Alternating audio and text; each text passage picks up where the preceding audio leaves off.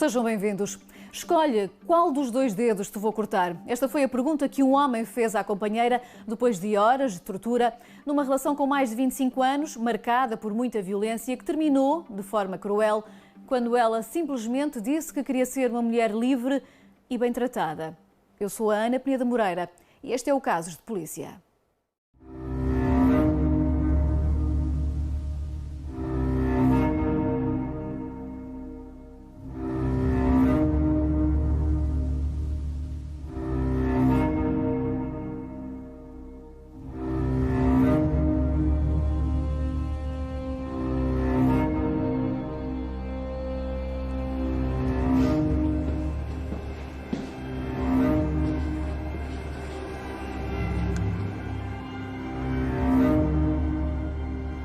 Sou Filipa Rodrigues, tenho 43 anos, sou cabeleireira em Tomar.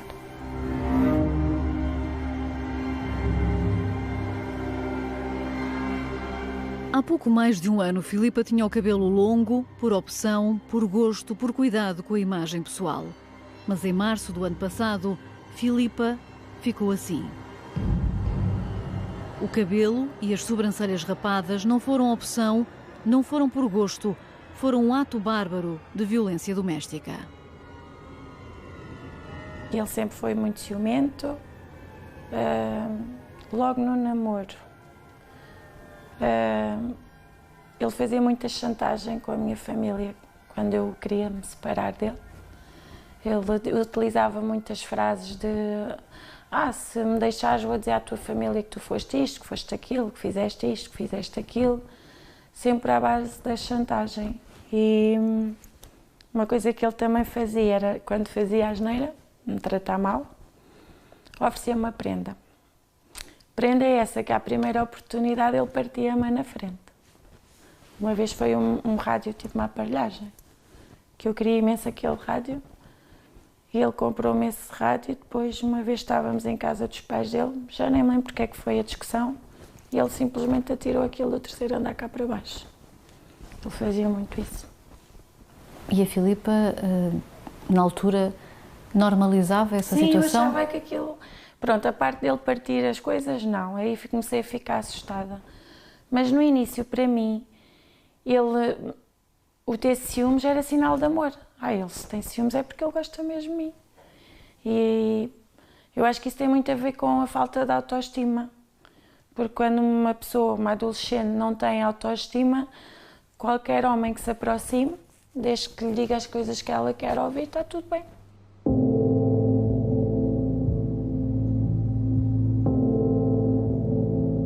Foi também ainda durante o namoro que foi pela primeira vez fisicamente agredida.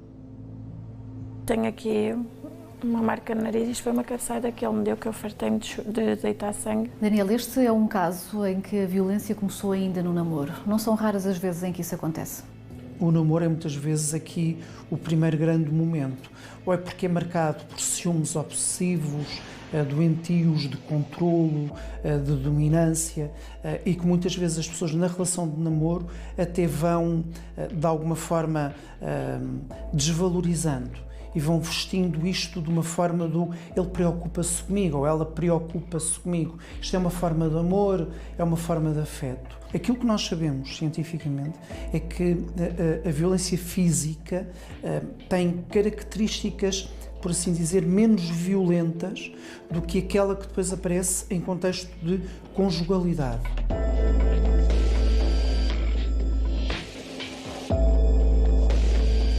O namoro deu lugar à vivência conjugal. Filipa acreditou que debaixo do mesmo teto os ciúmes dariam lugar a maior confiança. Comecei a trabalhar, ele controlava a que horas é que eu saía do salão e porque é que eu tinha demorado tanto tempo.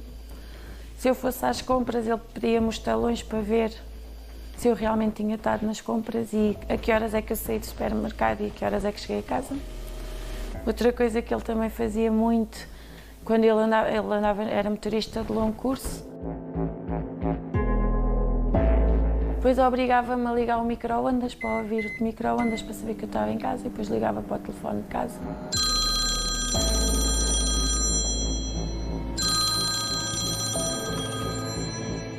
E nessa altura, já um pouco mais velha, a Filipa continuava a considerar que que era normal esse Não, esse pois controle? já era o medo, o pânico, porque depois nasceu a Inês não foi planeada e pronto, aconteceu, ainda bem que aconteceu, foi a melhor coisa que me aconteceu na vida.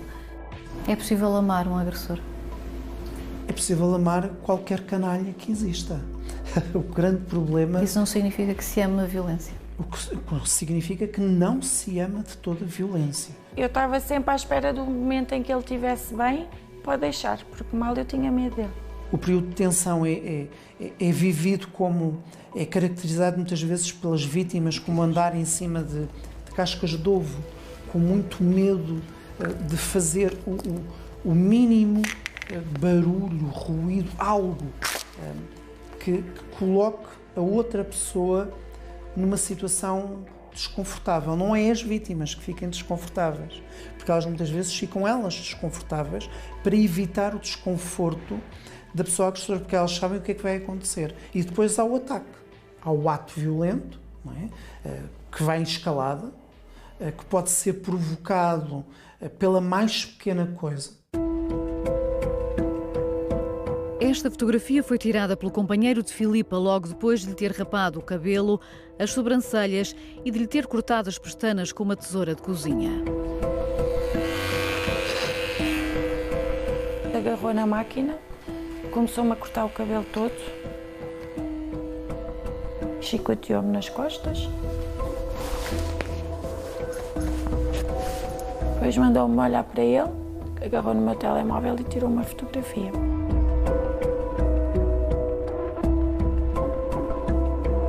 Disse-me, quero ver quem é que vai te amar assim, horrorosa como tu estás. Quero ver quem é que te vai amar assim horrorosa. Este homem depois tira esta fotografia, esta mulher. Sim. Rapou-lhe o cabelo, as sobrancelhas, cortou-lhe as pestanas. Era tirar o melhor que tinha? Era diminuir, humilhar ao máximo a vítima, até porque muitas vezes na cabeça do agressor aquilo que existe é: não és minha, não és de mais ninguém, não és digna de mais ninguém. E eu olhei para ele e não disse nada. Depois ele começa a dizer: não, isto para ti é muito pouco, tem que ser mais, isto para ti é pouco, tenho de cortar os dedos. Escolhe 2 dedos que tu queres que eu te corte. E aí é que eu percebi que ele realmente ia me fazer mais mal.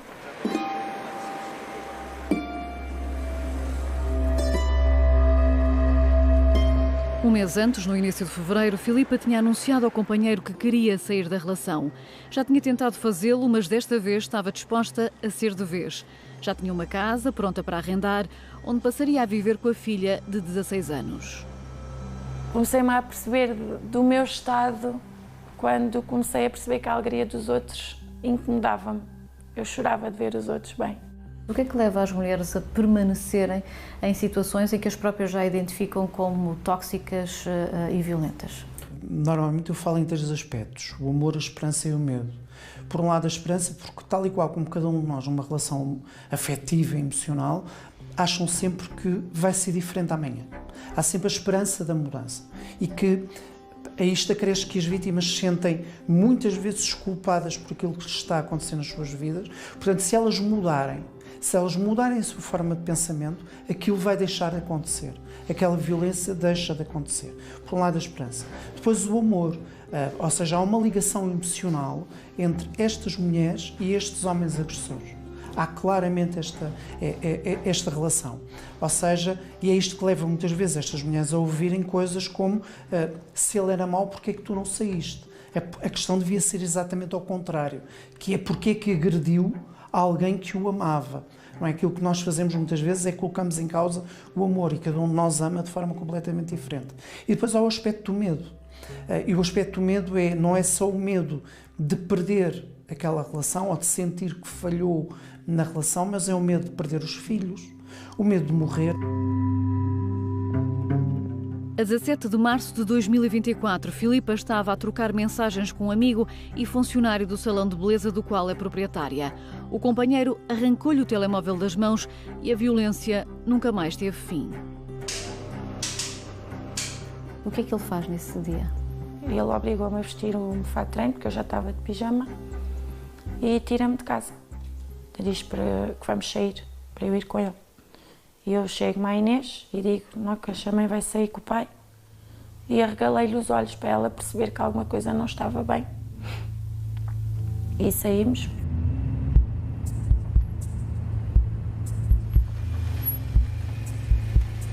Filipa foi levada para um descampado pelo homem com quem partilhava a vida há 25 anos.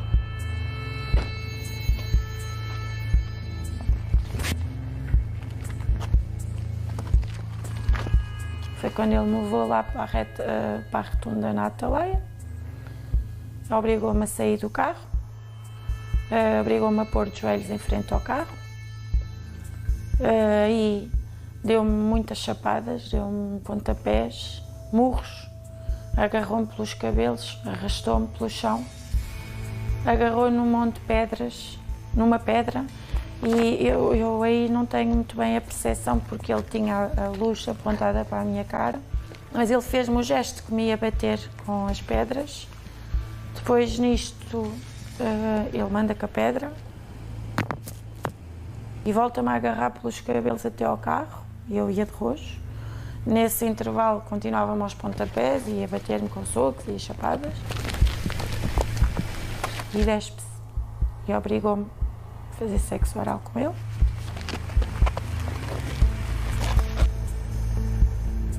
Filmou tudo. Depois manda-me para dentro do carro, onde eu fico assim de cócoras, né? E abusou de mim. Foi violada a meio da noite nesta rotunda da Atalaia. Esta rotunda, Mauro, onde estamos, é conhecida por ter aqui algumas situações de prostituição. Foi também nesta rotunda que esta mulher foi violada pelo ex-companheiro. Ex-companheiro esse, é preciso dizer, que por diversas vezes lhe chamava prostituta, obviamente usando uma outra palavra. Há aqui claramente uma ligação deste perfil deste homem com o local que foi escolhido. É possível que tenha havido na mente do agressor essa preocupação em trazer a vítima para um local conotado a uma determinada atividade para humilhar, para exercer o seu controle e para a diminuir naquilo que é o seu sentido enquanto pessoa. Muitas vezes, quando a Filipa se recusava a ter relações sexuais, no âmbito da relação, ele dizia-lhe: dá-me 30 euros então para eu ir a uma prostituta. Mais uma vez, essa ligação da humilhação ligada à atividade sexual, em que possivelmente o próprio indivíduo poderia recorrer a esse tipo de atividade para também depois saber essa informação e usar essa informação também para agredir a mulher no sentido de transmitir a noção de uma traição. A violência sexual está presente em mais de 90 a 95% das situações. Portanto, muitas vezes as mulheres já são vítimas de violação em casa e muitas delas não se percepcionam como vítimas. Elas percepcionam que aquilo é desconfortável, que aquilo é algo, mas que fazem, exatamente porque na nossa sociedade a ideia de que o corpo pertence ao homem numa relação de conjugalidade está muito presente. Portanto, há a ideia que o sexo, as relações sexuais ainda é uma obrigação parte, e é uma obrigação da relação. Da relação conjugal. Portanto, é um dever marital isto acontecer. Depois começou a cuspir para o chão e dizer: metes-me nojo, és uma p***. E depois obriga-me a limpá-lo ainda. Obriga-me a entrar outra vez dentro do carro.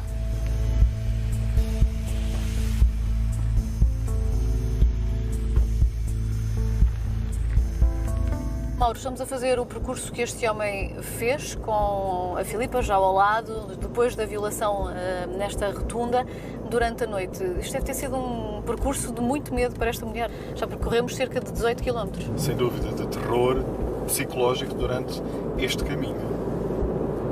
E ele obrigava-nos a ver as notícias e depois havia imensos casos de violência doméstica e eu, quando via aquilo, eu ficava em pânico e chorava a ver aquilo. E ele olhava para mim com aquele ar irónico e dizia: estás-te a ver, não é? Um dia a notícia és tu. Mauro, estamos perante uma paisagem que é vertiginosa. Este homem disse naquela noite que vinha aqui para matar a Filipa. É provável que de facto assim fosse ou poderia estar apenas a causar mais medo a esta mulher, como aliás era prática em todos os anos deste relacionamento? mesmo que o objetivo fosse para causar medo. Nós sabemos que os números de homicídios em contexto de violência doméstica são preocupantes e por isso estamos sempre a falar de uma possibilidade, ainda para mais no momento em que a vítima comunica à pessoa agressora que quer terminar a relação. E, portanto, o momento da separação, o momento da saída de casa é sempre um momento de particular risco para uma vítima. Ele vem até aqui, recebe um telefonema da irmã da Filipa e é nessa altura que diz que se arrepende e diz mesmo à irmã: por ti eu vou voltar porque eu vinha para a matar. Isto diz também muito do relacionamento que ele mantinha com a família dela. Eventualmente, a forma como essa abordagem foi feita pela familiar foi no sentido de despertar a pessoa para as consequências que isso poderia ter na sua vida se matasse alguém. Isso poderá ter sido de uma forma... nenhuma loucura. Precisamente, e essa ideia de não fazer nenhuma loucura e das consequências que isso pode ter para o próprio, não necessariamente para a vítima, pode ter motivado a parar e trazer de alguma forma a realidade naquele momento. Depois de uma noite de violência e pânico, com a insistência da filha e da cunhada, o agressor leva Filipa de volta à casa. Depois eu pedi à Inês para dormir comigo, para não me deixar sozinha, e para ela pedir ao pai para eu ir dormir com ela. E ele começou a discutir com a Inês porque é que eu havia de ir dormir com ela, e ela disse porque sim, porque eu quero a minha mãe ao pé de mim. Ele deixou-me adormecer a Inês. Esta filha segue com um enorme peso psicológico para o resto da vida. Não raras vezes estes filhos sentem culpa. Culpa por não terem pedido ajuda mais cedo, por não terem conseguido identificar os sinais, porque acham que eles deviam ter sido os pais das vítimas, os pais, muitas vezes, destas mães, para as proteger. E isto é altamente culpabilizante. E às vezes com uma agravante ainda maior, que é, muitas vezes as vítimas transmitem aos filhos que não terminaram a relação violenta mais cedo por causa destes filhos, para tentar aguentar uma suposta harmonia familiar. Como é que isto se trabalha com psicoterapia, com intervenção psicológica, que tem que ser disponibilizada a estes filhos, que são, volto a sublinhar, vítimas desta violência? Obrigou-me a dar-lhe os cartões multibanco. Eu, na altura, tinha dinheiro guardado em casa, ele sabia, obrigou-me a dar-lhe o dinheiro todo que eu tinha.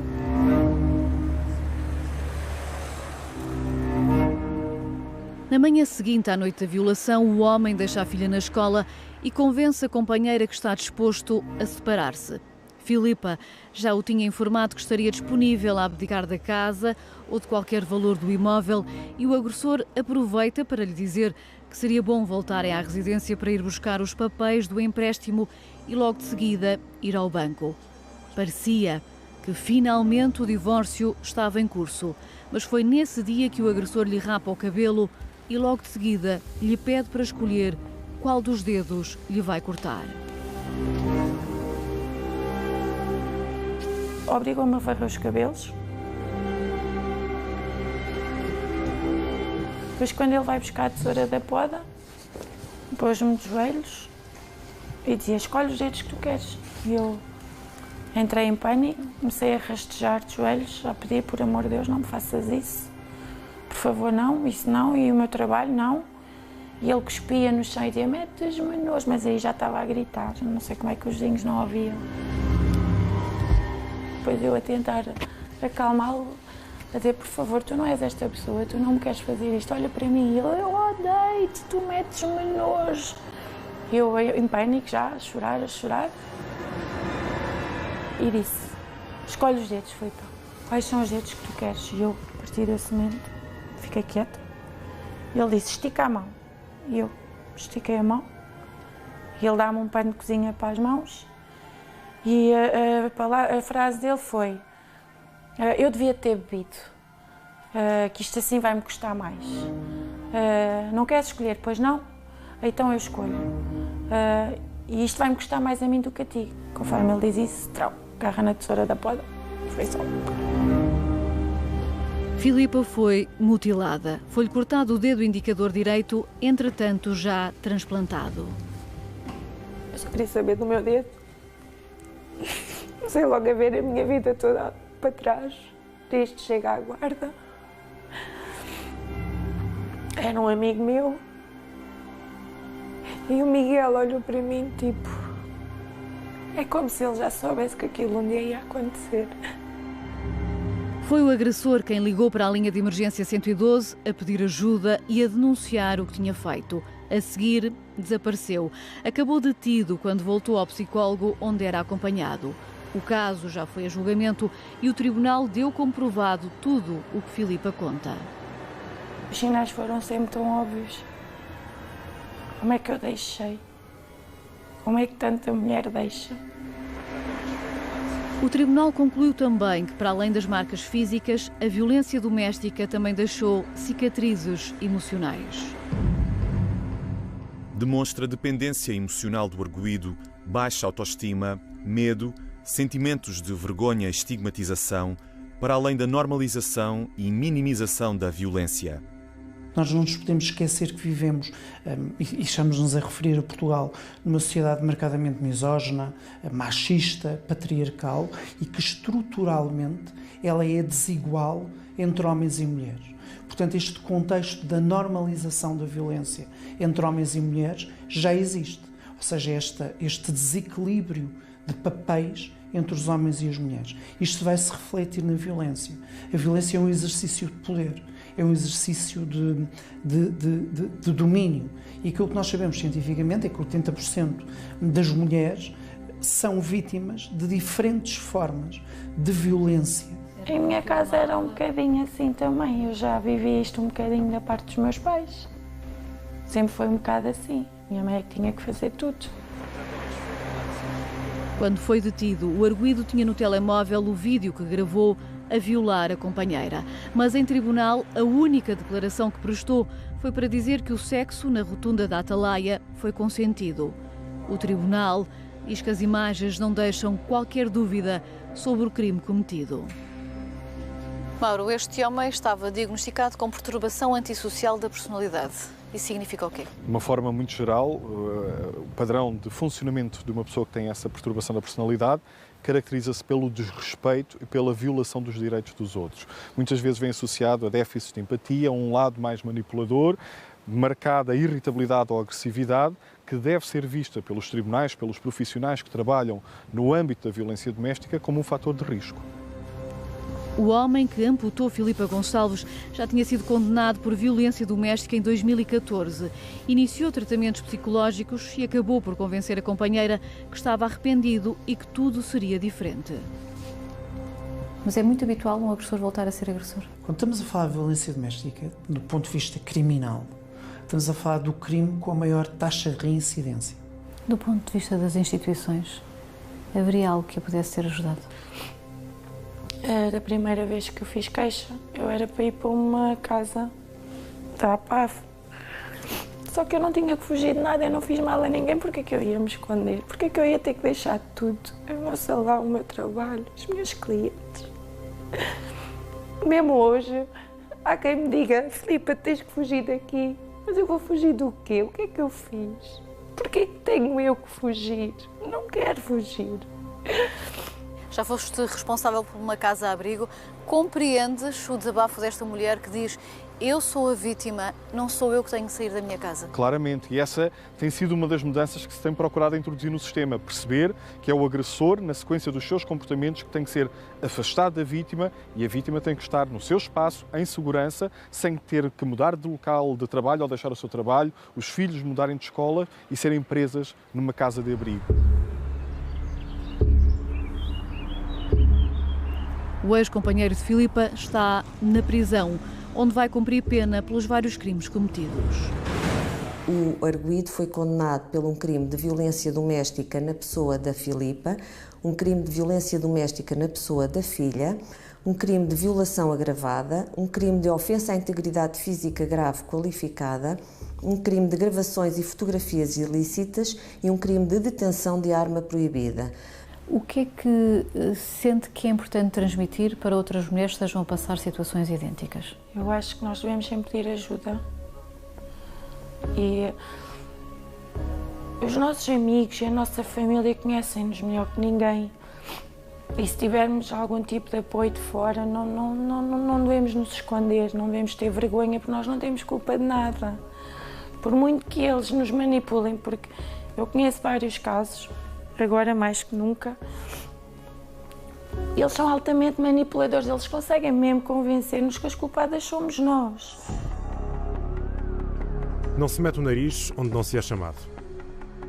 Entre marido e mulher não se mete a colher. A lei portuguesa contraria os ditados populares há mais de 25 anos. Claro que se mete e deve meter a colher. Estamos a falar, obviamente, de um crime grave. A violência doméstica em Portugal é um crime público, ou seja, qualquer um tem o dever de denunciar. Não podemos continuar a calar-nos, temos que falar, temos que mostrar e temos que aceitar ser ajudadas. Não temos que ter vergonha de nada. Nós somos vítimas, não somos culpadas de nada. Filipa Gonçalves, 43 anos, é uma mulher livre. Pelos vários crimes cometidos, este homem foi condenado a 16 anos de prisão, mas ainda vai a tempo de recorrer para o Tribunal da Relação pedindo uma pena mais leve. Mas até ao chamado trânsito em julgado, ou seja, até à decisão final, vai continuar detido. Já Filipa Gonçalves decidiu falar na primeira pessoa da violência que viveu, na esperança de ajudar outras mulheres a pedirem ajuda mais cedo. Este foi o Casos de Polícia. Até para a semana.